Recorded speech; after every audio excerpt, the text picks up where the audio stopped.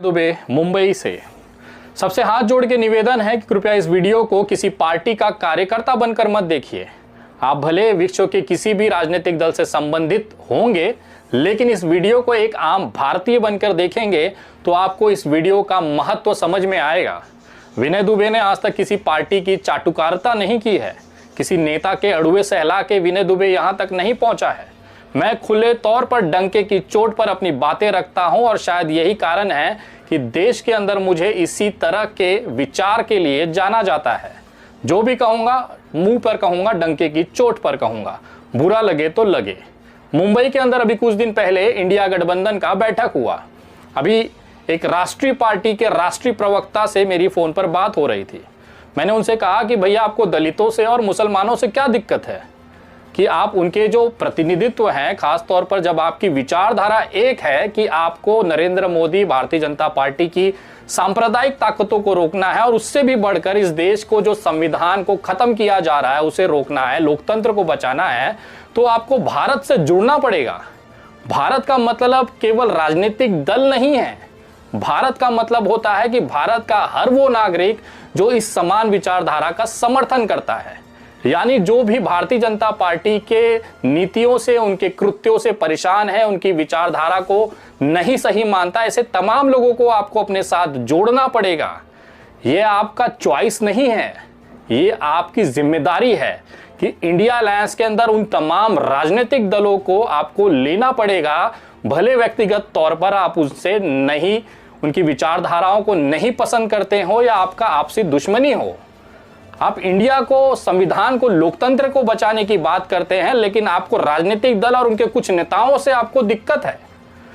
मैंने उनसे पूछा कि बिहार के पप्पू यादव जो कि एक जनसेवक हैं, लोगों के अंदर अच्छी छवि उनकी बनी है क्योंकि वो कोरोना से लेके बाढ़ के में पानी भर भर के, कमर भर पानी में उन्होंने जाके लोगों की मदद की। एक अच्छा खासा वोट बैंक है उनके पास, भले उनकी सीटें नहीं आती हैं लेकिन लोग उन्हें वोट तो दे रहे हैं। जाप को बिहार से इंडिया अलायंस में क्यों नहीं लिया गया? उन राष्ट्रीय प्रवक्ता के पास इसका जवाब नहीं था। उसके बाद मैंने पूछा कि ठीक है, बहन मायावती के साथ क्या दिक्कत है, या मुझे आप बता दीजिए कि आपकी राष्ट्रीय पार्टी में ऐसा कौन सा चेहरा है जो दलितों का वोट आपको लाके दे देगा, वो भी कश्मीर से लेके कन्याकुमारी तक। तो उन्होंने बताया कि हमारे पास हमारे राष्ट्रीय अध्यक्ष, मैं खुल के बोल रहा हूं, कांग्रेस पार्टी के राष्ट्रीय अध्यक्ष खड़गे जी का नाम लिया। मैं आपसे पूछना चाहता हूं कि क्या खड़गे जी जो खुद दलित समाज से आते हैं, बहुत वरिष्ठ नेता हैं, उनका बहुत सम्मान है, लेकिन मैं व्यक्तिगत तौर पर यह जानता हूं कि उनके अंदर वो ताकत नहीं है जो दूसरे राज्यों में जाकर वहां पर दलितों का वोट उनको दिला सके। अगर ऐसा होता तो उत्तर प्रदेश विधानसभा चुनाव में कांग्रेस पार्टी को कितने दलित वोट वो दिला पाए हैं? उसके बाद मैंने पूछा कि क्या आपके पास मुस्लिमों का प्रतिनिधित्व है? तो उन्होंने कहा कि एक बहुत बड़े शायर हैं जो इस समय राज्यसभा के सदस्य हैं, वो हमारे अल्पसंख्यक विभाग के अध्यक्ष हैं, राष्ट्रीय अध्यक्ष। वो पूरे देश में जाकर मुसलमानों को एकजुट कर कर वोट दिलाएंगे। मैंने बोला भैया सुनो, ये मुशायरा नहीं हो रहा है, शायरी कि महफिल जमानी है, वोट दिलाना है। जो इंसान खुद अपनी लोकसभा चुनाव में 5 लाख से ज्यादा वोटों से हारा, वो भी उसी पार्टी से जिससे वो आज राज्यसभा है, कांग्रेस के सिंबल पर, मुरादाबाद जैसी सीट जहां पर बहुसंख्यक जो आबादी है वो मुसलमानों की है, अपने मुस्लिम कम्युनिटी के अंदर 5 लाख वोटों से शर्मनाक हारने वाला इंसान आपको महाराष्ट्र में, कर्नाटका में, आंध्र प्रदेश में, उत्तर प्रदेश में जाकर मुसलमानों का वोट दिला देगा। मैं बोला देखो, कुत्ता पालो, बिल्ली पालो, पर यह गलतफहमी मत पालो कि वो इंसान मुसलमानों का प्रतिनिधित्व है, मुस्लिम कम्युनिटी से आता है, बहुत सम्मान है, अच्छे शायर हैं, अच्छा मुशायरा जमा लेते हैं, महफिल जमा लेते हैं, लेकिन उनकी इतनी औकात नहीं है कि वो मुसलमानों का वोट दिला सके। फिर उन्होंने पूछा कि फिर आप बताइए कि किसको लिया जाए कि हमारा मुस्लिम जो वोट बैंक है वो बैलेंस हो जाएगा।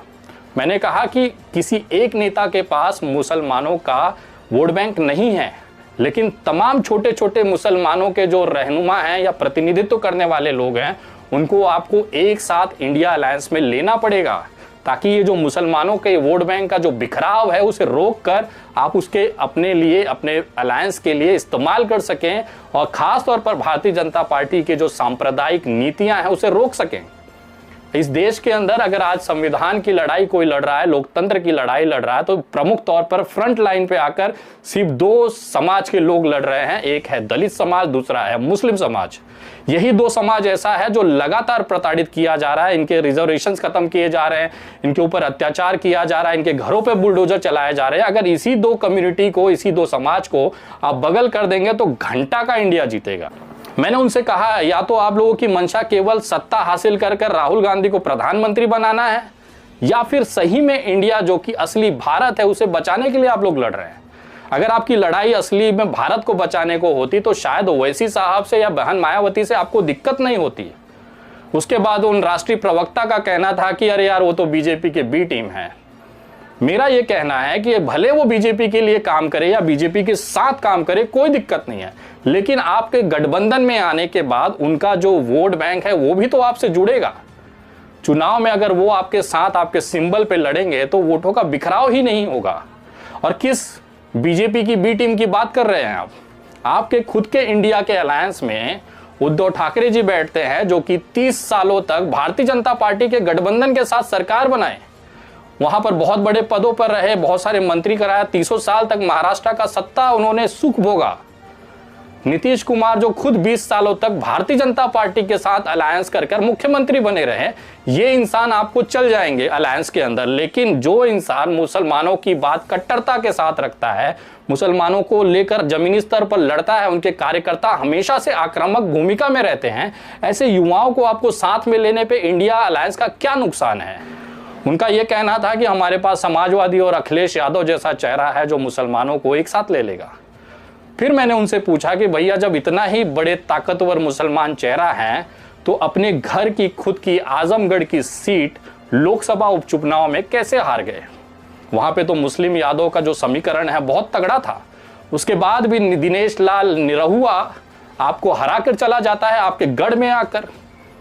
अगर मुसलमानों का इतना ही आपके ऊपर विश्वास है तो वो कम क्यों होता जा रहा है? मैंने उस माननीय राष्ट्रीय प्रवक्ता को हाथ जोड़कर बड़ी विनम्रता के साथ कहा कि भैया आप बहुत बड़ी गलतफहमी में हो। समाजवादी पार्टी का जो मुसलमान वोट बैंक है ना, वो धीरे धीरे खिसक गया है। वो मुसलमान जो मुलायम सिंह यादव के साथ जुड़े थे ना, वो अखिलेश यादव के साथ उतने कंफर्टेबल नहीं है। जब बात अखिलेश यादव और समाजवादी पार्टी की चल रही थी तो मैंने उन राष्ट्रीय प्रवक्ता को थोड़ा सा आईना दिखा दिया। मैंने उनसे कहा कि कभी उत्तर प्रदेश जाइएगा तो जरा किसी मुसलमान को पकड़ के पूछिएगा कि क्या समाजवादी की पार्टी के साथ है। वो यही कहेगा कि हमारी मजबूरी है, इसके अलावा हम जाएं कहाँ, हमारे पास ऐसा कोई विकल्प ही नहीं है कि हमें दूसरी पार्टियों की तरफ जाना पड़े। अगर हमें सही में अच्छा विकल्प मिलेगा तो हम क्यों नहीं जुड़ेंगे। और रही बात अखिलेश यादव और समाजवादी पार्टी की, तो उस समय वो कहाँ थे जब आजम खान के ऊपर 100 से ज़्यादा मुकदमे डाले गए? ये उस समय कहाँ चले गए थे जब आजम खान के ऊपर जेल डाला था, उनके परिवार के सदस्यों को, उनके बेटे को, उनकी पत्नी को उठा के जेलों में ठूसा गया था? तब ये समाजवादी और आजम खान के साथ रहने वाले जो उनको अपना बताते हैं, ऐसे तमाम लोग गायब हो चुके थे। उसमें माननीय अखिलेश यादव भी थे। उत्तर प्रदेश का मुसलमान ये मानता है कि आजम खान को बहुत पहले जेल से छुड़ाया जा सकता था अगर अखिलेश यादव जी ने उनका साथ दिया होता, लेकिन अखिलेश यादव ने आजम खान का साथ नहीं दिया। शायद यही कारण था कि वो इतने तकलीफों में, इतने दिनों तक वो जेल में बंद रहे। आजम खान की आज जो भी न्यायिक जीत है वो केवल आजम खान के प्रयास की है, उनकी व्यक्तिगत लड़ाई की वजह से है। उसमें अखिलेश यादव का योगदान शून्य है। ये बात मेरी नहीं है, ये उत्तर प्रदेश के किसी भी मुसलमान को जाकर आप पूछ लीजिए, उसका यही कहना है। केवल मुसलमानों के पास सही में कोई प्रतिनिधित्व नहीं है, उनकी मजबूरी है कि भाजपा को वो वोट नहीं कर सकते, लेकिन इसके बदले उनके सामने जो भी विपक्षी दल होता है उसको ये वोट करते हैं। उनका ये कहना था कि हमारे दिल्ली में अरविंद केजरीवाल है जिनको पूरा मुस्लिम वोट बैंक वोट देता है, मुसलमान पूरा आम आदमी पार्टी को वोट देता है। मैंने भी उनसे यही कहा कि देता है क्योंकि उनके पास विकल्प नहीं है। अगर सही विकल्प उनको मिले तो ये किसी पार्टी को पूछे तक नहीं। अगर इनके अंदर एकजुटता है, अगर मुसलमानों के अंदर एकजुटता आ जाए ना, तो कोई राजनीतिक दल जो कि सेक्युलर विचारधारा रखते हैं कभी टिक नहीं पाएंगे। ये अपने मजबूरी में किसी पार्टी को वोट देते हैं। फिर मैंने उनसे पूछा कि जरा दिल्ली दंगों में मुसलमानों के ऊपर हुए अत्याचार पे जब अरविंद केजरीवाल चुप्पी साधे हुए थे तो उस समय दिल्ली के जो मुस्लिम थे, और आज भी ये चीज़, ये सवाल उनके अंदर जज्बा है, उनके अंदर जिंदा है कि जब दिल्ली जल रही थी, मुसलमानों को घरों में घुस के मारा जा रहा था, तो यही हमारे रहनुमा आम आदमी पार्टी के अरविंद केजरीवाल कहीं दिखाई नहीं दे रहे थे। मुसलमान एक लौता अकेला पड़ रहा था, अपनी लड़ाई खुद लड़ रहा था। आज भी सैकड़ों युवा मुस्लिम समाज के इन दंगों के कारण तिहाड़ जेल में बंद है। कौन सा आवाज अरविंद केजरीवाल ने या फिर अखिलेश यादव ने उठा लिया? ये वो सवाल थे जिससे राष्ट्रीय प्रवक्ता जी तिलमिला गए, उनके पास जवाब नहीं था। मैंने कहा उनसे कि मैं एक छोटा सा सामाजिक कार्यकर्ता हूं, मेरे सवालों के जवाब आपके पास नहीं है। सोचिए उस समय जब करोड़ों दलित समाज, करोड़ों मुस्लिम समाज आपसे यही सवाल पूछेगा तो आप उसे क्या जवाब देंगे? एक शायर मुसलमानों का रहनुमा नहीं है, एक दलित नेता हो सकते हैं लेकिन दलितों के रहनुमा नहीं हैं। जब भी दलितों का नाम लिया जाता है तो माननीय कांशीराम जी सबसे पूजनीय है, उसके बाद अगर किसी का नाम आता है तो वो आता है बहन मायावती का। आज भी ये नियम है, दलितों के अंदर ये भावनाएं हैं कि भले चाहे जो स्थिति में रहे, मायावती जी या बसपा जो कहेगी, हाथी के अलावा उनके कोई भी बटन नहीं दबना है। जब ये स्थिति दलितों की आप जान रहे हैं, उसके बावजूद भी राम गोपाल यादव, चाहे लालू प्रसाद यादव, ऐसे तमाम लोग मायावती का बार बार इंसल्ट इसलिए कर रहे हैं कि उनको पता है कि ये वोट बैंक का बिखराव होगा, तभी इंडिया अलायंस को फायदा मिलेगा। तो कृपया अपने जो अलायंस का, जो इंडिया अलायंस का स्लोगन है कि जुड़ेगा भारत, इसको कृपया आप बदल दीजिए, क्योंकि आप भारत जोड़ने के लिए नहीं बैठे हैं।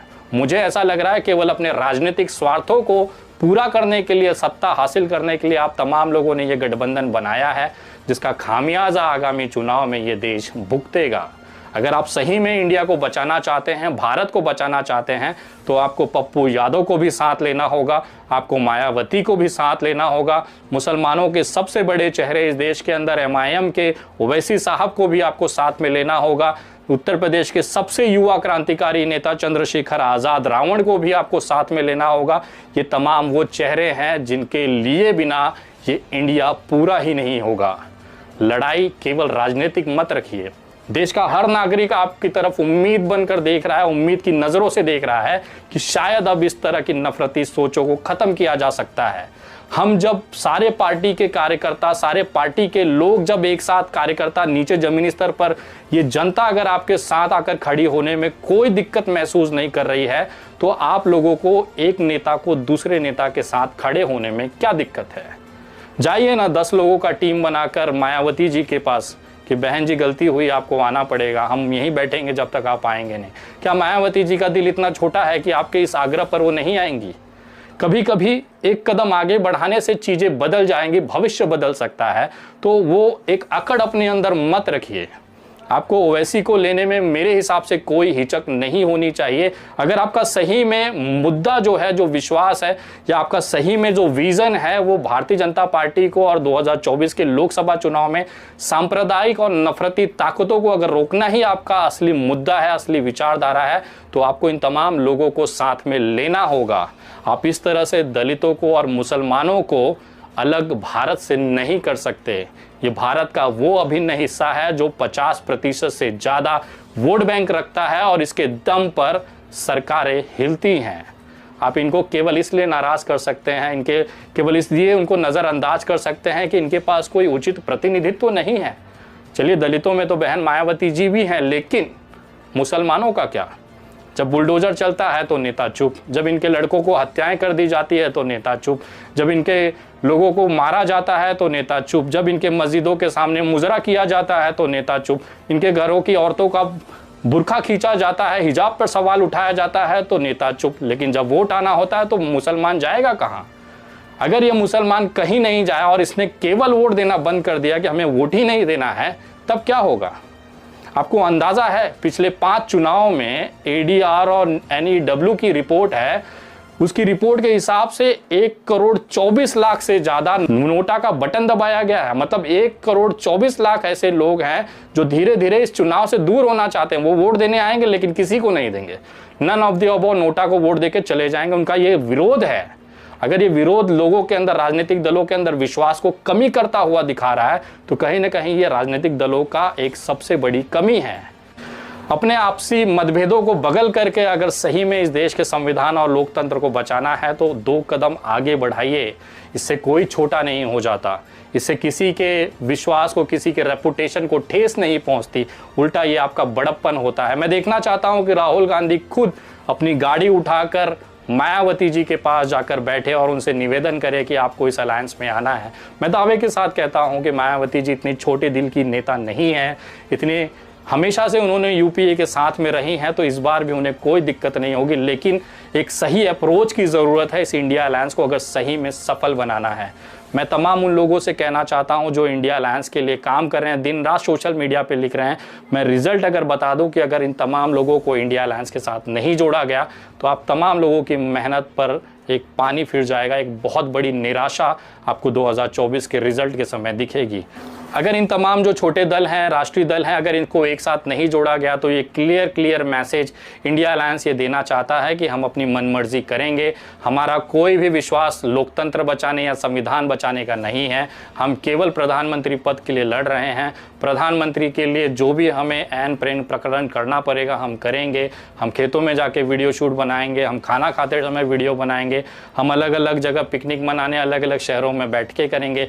लेकिन रिजल्ट जो होगा वो 0 बटा सन्नाटा ही होगा। विनय दुबे की ये बात आप लिख कर ले लीजिए। इस देश के अंदर आप दलितों को, मुसलमानों को कभी भी नज़रअंदाज नहीं कर सकते। मैंने उन राष्ट्रीय प्रवक्ता को कहा कि भाई साहब आपकी अपनी औकात पता है, कौन सा वोट बैंक है आपके पास जिसके दम पे आपके अंदर इतनी अकड़ है। भारतीय जनता पार्टी को 70% ब्राह्मण वोटर हैं। ब्राह्मण वोट जो होता है 70% वो भारतीय जनता पार्टी के पास जाता है। आपके पास क्या है? केवल 10%, वो भी वो जो आपका कार्यकर्ता है। पारंपरिक जो कांग्रेस का वोटर है ब्राह्मण समुदाय, वही आपको वोट देता है। इसके अलावा कोई नया वोटर आपसे नहीं जुड़ा है। क्षत्रियों की, राजपूतों की बात करें तो 95% क्षत्रिय जो हैं वो बीजेपी के साथ एक पैर पर खड़े हैं पूरे देश के अंदर। कांग्रेस और इंडिया अलायंस की बात बता दीजिए कितने राजपूत आपके साथ हैं। वैश्य समाज की जो कि बनिया जिसे आप कहते हैं, वो तो 95 से 99% बीजेपी का कट्टर वोट बैंक है और उनके साथ ही खड़ा रहेगा चाहे जो स्थिति हो जाए। उसके बाद आप आ जाइए कायस्थ समाज, ये पूरा का पूरा 95% कायस्थ समाज जो है वो बीजेपी का वोट बैंक है। अगर आप पिछड़ों की बात करें तो 30% से ज़्यादा जो पिछड़ा वोट बैंक है उसमें बीजेपी ने 2023 तक सेंध लगा चुकी है, जिसमें आपको राजभर हैं, निषाद हैं, उसके बाद में यादव हैं। आप किसी भी उत्तर प्रदेश के ये 10 यादवों से पूछेंगे तो उसमें 3 आपको भाजपा ही मिलेंगे, जो भाजपा का झंडा उठा के दिन रात समाज में मेहनत कर रहा है, उनको जिताने की कोशिश कर रहा है। बाकी अगर दलितों का पूछ ले कि अगर दलित वोट बैंक, अगर दलितों के पास विकल्प नहीं है वहाँ पर कांग्रेस के अलावा या कोई अच्छी पार्टी के अलावा, तो उनका भी वोट जाता है बीजेपी को। शायद यही नतीजा था 2019 में जो इतने प्रचंड बहुमत के साथ बीजेपी ने वापस सत्ता हासिल की। दलितों का सबसे बड़ा टर्नओवर हुआ है बीजेपी की तरफ। ये वो सब कारण है जिसको आपको देखना होगा। अगर आप इंडिया अलायंस की औकात की बात करूं मैं, तो क्या वोट बैंक है उनके पास? ब्राह्मण 10%, राजपूत 5%, वैश्य 2%, कायस्थ 5 से 10%, पिछड़ा वोट आपके पास है 40%, लेकिन वो भी डगमगा रहा है। उसके बाद आपका जो सबसे बड़ा जो इंडिया अलायंस का वोट बैंक है वो पता है क्या है? वो है 60%, 70% से ज़्यादा मुस्लिम।